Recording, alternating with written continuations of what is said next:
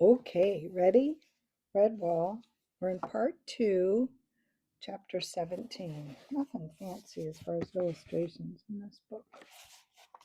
So, remember that Matthias is captured and planning his escape, and Clooney is still recovering, and Chicken Hound they thought was dead, but he's now in the Abbey recovering. So, anyway, chapter 17. Basil's stag hare and Jess' squirrel were as thick as thieves.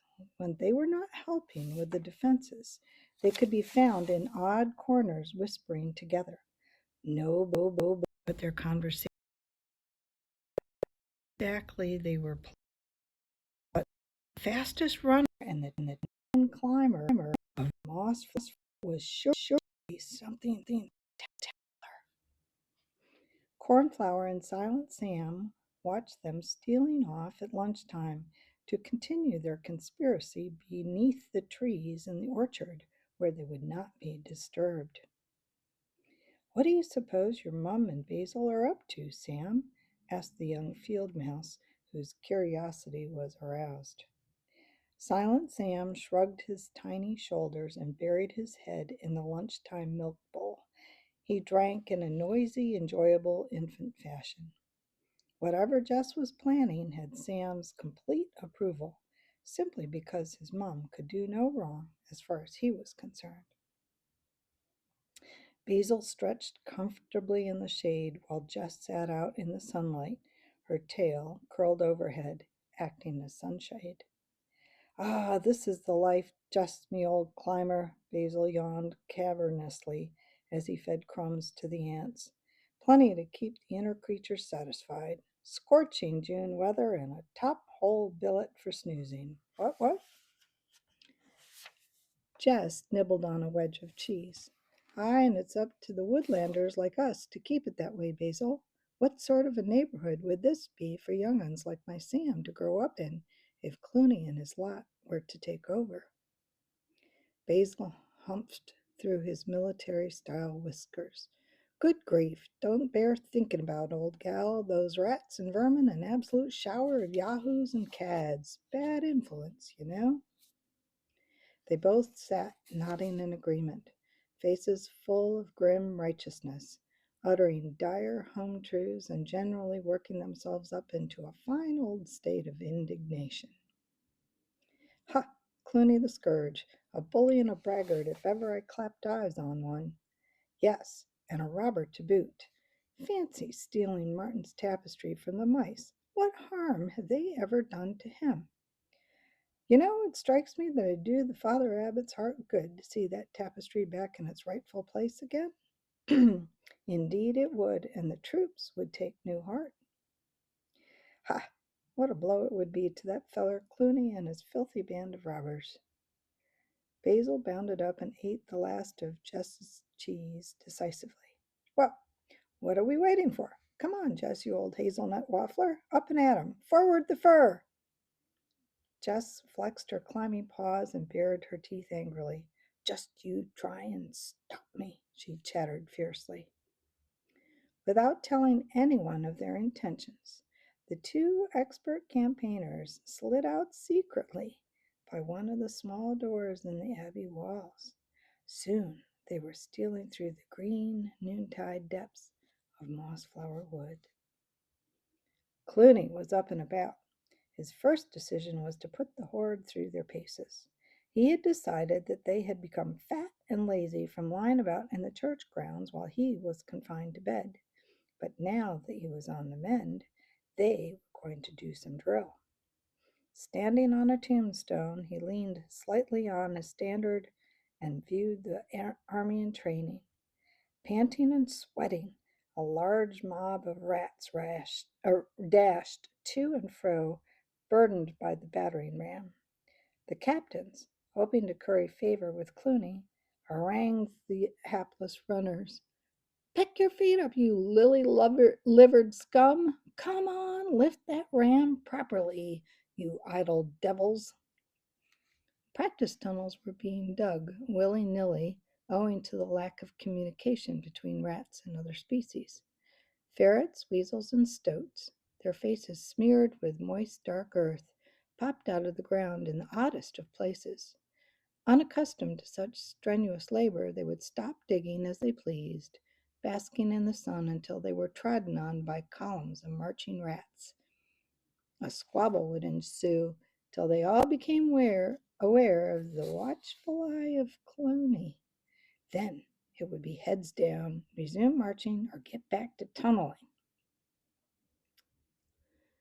Either side of Clooney on the tombstone stood Darkclaw and Kilconey.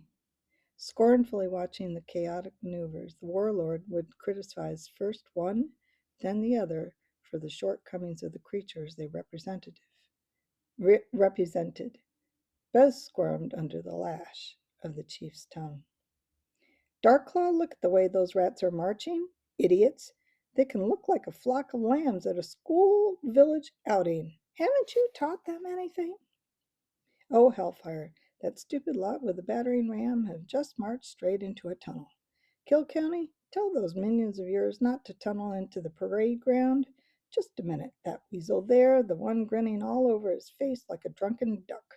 Lock him up without food or water for 3 days. That'll wipe the daft smile off of his face. Well, what a fine pair of commanders you two turned out to be. I can't turn my back for a minute, and you've all got all hands behaving like mad frogs in a bucket. Never heard that one before. Clooney ranted and fumed at the animals under his banner. They were going to march, sweat, dig, carry, drill, and tunnel until they performed to his satisfaction. Sloppy, idle lot. He'd show them now that he was back. He'd keep them at it all day and night if need be. Clooney had taken a vow whilst he lay injured, never again would he allow himself to be thwarted by mice and woodland creatures. At that precise moment, two of those very creatures stood on the fringe of Mossflower Wood, spying across the common land to where Clooney's army was exercising. But for the gravity of the situation, Basil and Jess would have seen the chance for many a good laugh. What a difference between the antics of this rabble and the way in which the Abbey defenders went about their business of training. Jess observed that it was the contrast between slaving under a tyrant and voluntary cooperation arising from determination and good fellowship. The plans of the two comrades were well laid. Basil decided that now was as good a time as any to put them into operation. He turned to Jess. Well, you old tree jumper, let's see if we can't baffle the blighters with science. They shook paws and ventured out into the common land. Basil Staghare, camouflage expert and foot fighter, in the lead. Jess Squirrel, champion climber and pathfinder, close behind him. They were like two twin cloud shadows drifting silently across the land. Clooney had climbed down from his perch on the tombstone. He stood by the churchyard fence, intent on trying out the whipping powers of his fearsome tail upon a few rats that he had dubbed the Awkward Squad. Flexing his long, scourge-like tail, he gave a few experimental swishes and cracks as he shouted commands. Left wheel! I said left wheel, you buffoons! You there!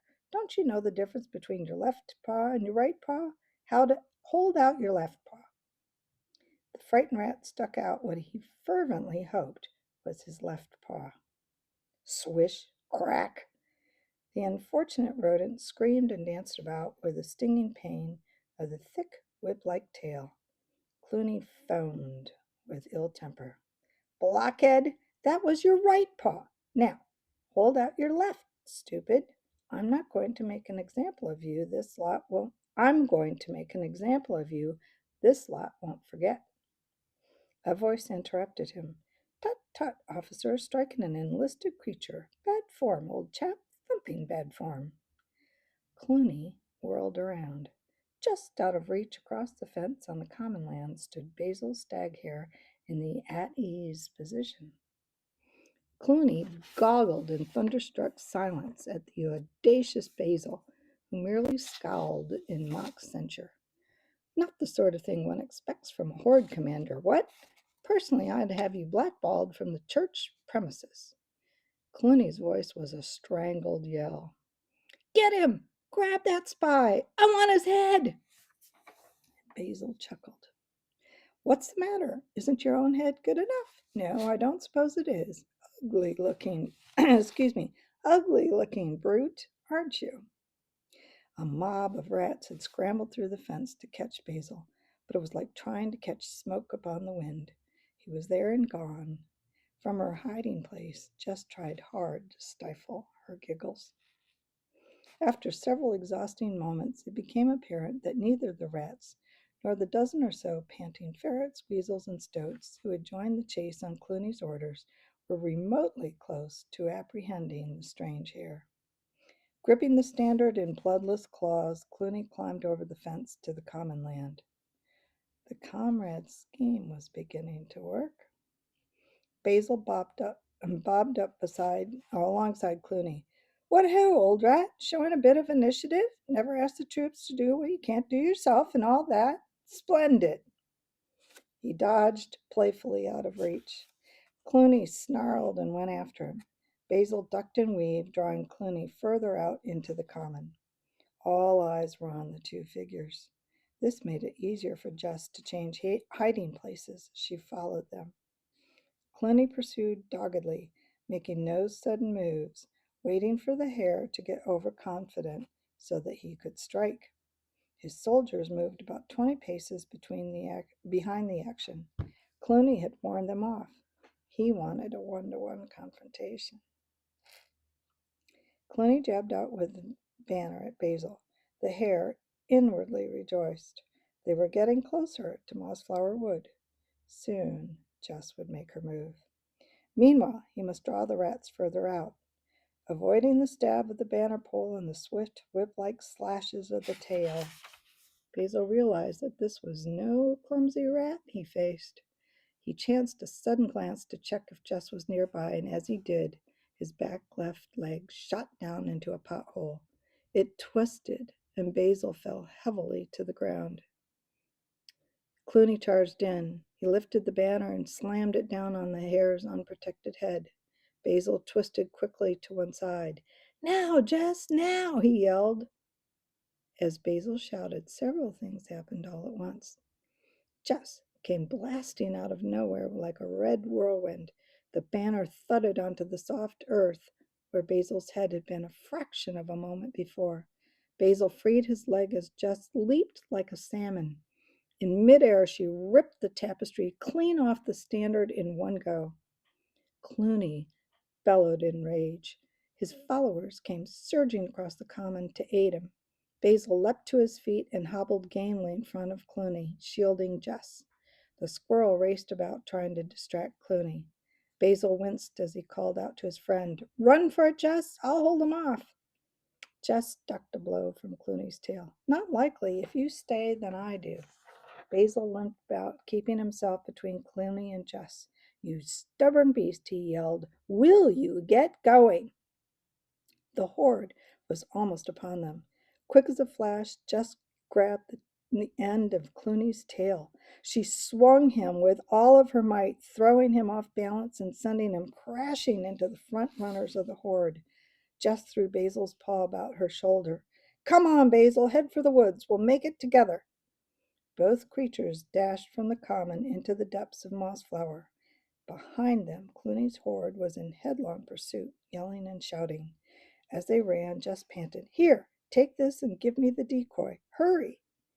Basil snatched the tapestry and reached beneath his tunic.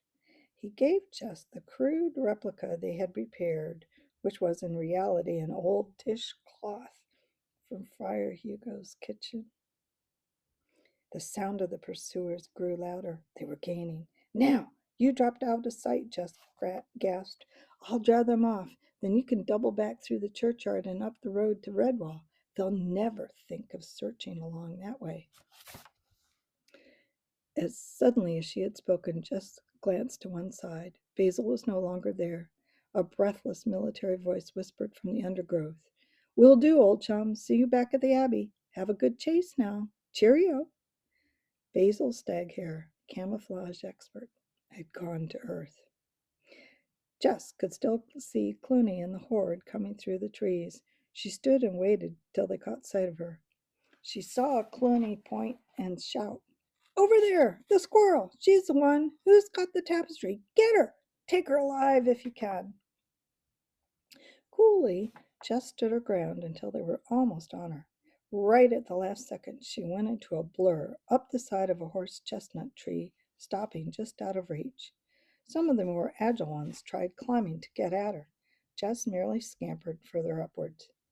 Get down, you nincompoops, Clooney hissed. Don't try to outclimb a squirrel. See if you can keep her near the ground while I think what to do. The rats climbed down. As they did, Jess returned to the lower trunk. She had to buy as much time as possible to allow Basil's escape. Clooney lounged nonchalantly against the tree. Well done, squirrel. Very clever indeed. I could use someone like you in my army, somebody smart with brains like yours. Kilcony also demonstrated his persuasive powers. Ah, you take the chief's word. He's looking for a good first officer. Why don't you come down now and talk it over, since the loot will be grand when we conquer the Ouch! The small, green, spiky chestnut, still in its husk, bounced off the vociferous ferret's head. Jess moved higher to the branch with a more plentiful supply. She waved the decoy tapestry at Clooney. Is this what you're after, Ratface?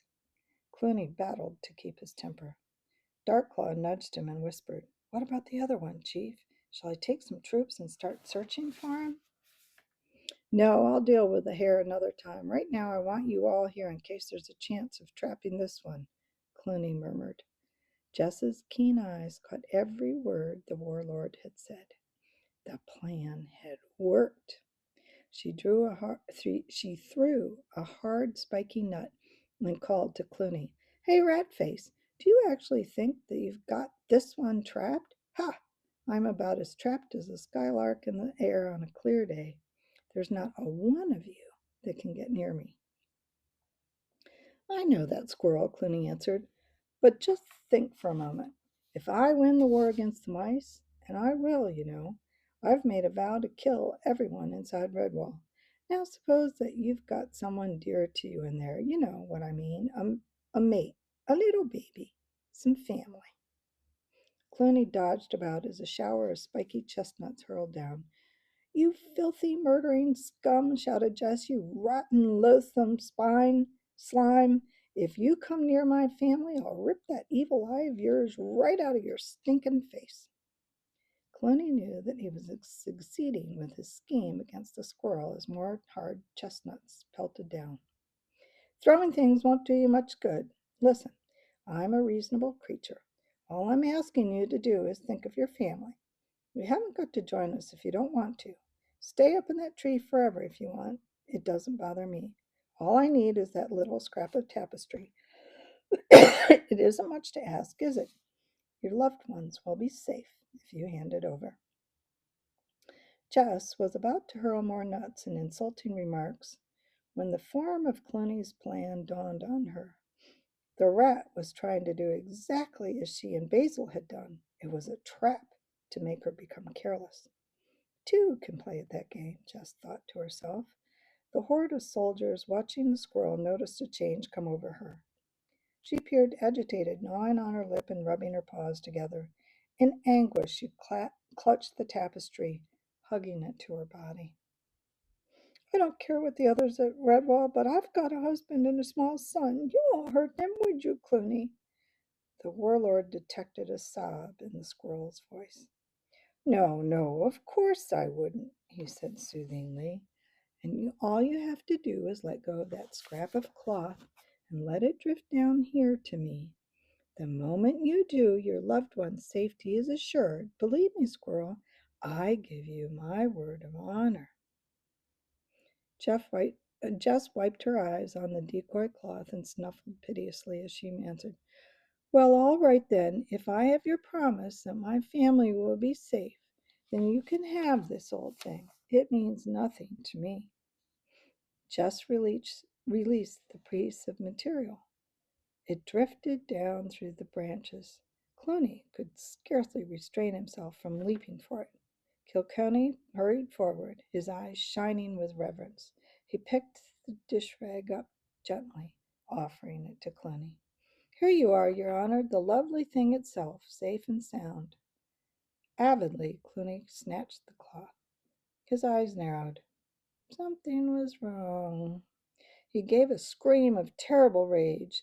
Instantly his followers scrambled into the bushes as their chief ripped the tapestry into shreds, his mighty claws rending and tearing as he roared madly. It's a fake, a copy, worthless trash! Roar! From her perch in the tree, Jess watched with grim satisfaction. Aye, worthless trash rat, just as you are. The real tapestry's back at Redwall by now. You have been fooled. Kill her! Kill the dirty little swindler! Clooney's cry rang out, but before a spear or a missile could be thrown, Jess had gone. She darted from tree to tree with artistic speed. Far above mossflower ground to the upmost terraces of foliage, the champion squirrel turned her flight in the direction of Redwall Abbey. Sometime around early evening, Jess arrived back, springing lightly from a high elm branch to the parapet of the abbey wall. She could tell by the sound of happy chattering and general jubilation that once more the picture of Martin was safely back. Bounding down the ground, she was surrounded by cheering friends, not the least of whom was Mr. Squirrel, who smothered her with kisses, while their son Silent Sam sat upon her shoulder and dampened her head by patting it lovingly with a well-sucked paw. The Woodlanders carried Jess shoulder high into the dining hall, where there sat another celebrated hero, Basil Stag Hare. He looked up momentarily at his comrade from behind a staggering mountain of scrumptious food and pointed to his leg, which was swathed in a hugely exaggerated bandage. War wound, Basil muttered as he demolished a plateful of quince and elderberry pie. Got to keep the old strength up, you know. Lashings of nourishment. Only way to heal an honorable injury. Feed it. What? Silent Sam hopped upon the table. He showed Basil a tiny scratch on his unsucked paw. The kindly hare inspected it gravely. Egad, looks like another serious war wound. Better sit here by me, little warrior. Feed it well. That's the ticket. They both tucked in voraciously. Friar Hugo came waddling up, his face a picture of delight. Good creatures, he chuckled. The late rose is starting to flourish anew. Eat to your heart's content. Jess placed her paws on the fat mouse's shoulders. The squirrel's face was a mixture of sadness and concern. Friar Hugo, old friend, brace yourself. I am the bearer of tragic news. Alarm spread across Hugo's pudgy features. Tell me, Jess, what dreadful thing has happened? Jess spoke haltingly in a broken voice. I fear that Clooney tore up one of your oldest and most venerable dish rags. Alas, Redwall will never see it wipe another plate. Behind the friar's back, Basil and Sam almost choked with laughter in the middle of an apple cream pudding. Shafts of evening sunlight flooded Great Hall as old Methuselah worked painstakingly away with needle and thread. He was sewing Martin the warrior back into his former position on the corner of the magnificent Redwall tapestry. And there you go, chapter 17. Next time, chapter 18. Until then.